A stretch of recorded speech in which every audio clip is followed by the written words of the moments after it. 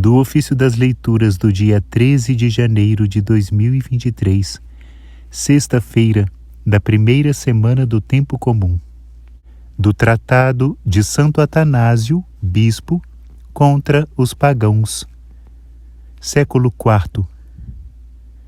Todas as coisas por meio do Verbo constituem uma harmonia admirável e verdadeiramente divina.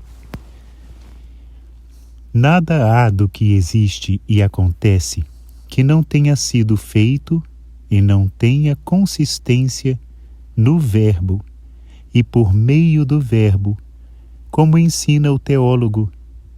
No princípio era o Verbo, e o Verbo estava junto de Deus, e o Verbo era Deus. Tudo foi feito por meio dele, e sem ele nada foi feito. Como o músico, com a lira bem afinada, combinando habilmente os sons graves com os agudos e os intermédios, executa uma harmonia. Assim também a sabedoria de Deus, tomando em suas mãos o universo como uma lira, associando as coisas do ar com as da terra e as do céu com as do ar, harmonizando o singular com o todo, segundo a sua vontade e beneplácito, criou um mundo unificado, formosa e harmoniosamente ordenado. O mesmo Verbo de Deus, sem deixar de permanecer imutável junto do Pai, põe em movimento todas as coisas segundo a natureza de cada uma, de acordo com a vontade do Pai. E assim, todas as coisas, segundo a própria natureza, vivem e subsistem por meio dele e por ele constituem uma harmonia admirável e verdadeiramente divina. Tratemos de explicar esta realidade tão sublime por meio de uma imagem. Tomemos o exemplo de um numeroso coro. Num coro, composto por muitas pessoas diferentes, homens e mulheres, crianças, velhos e adolescentes, sob a regência do diretor, cada um canta segundo a própria natureza e capacidade.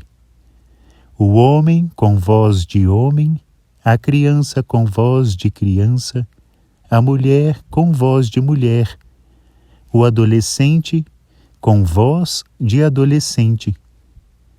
E, no entanto, de todo o conjunto resulta uma só harmonia.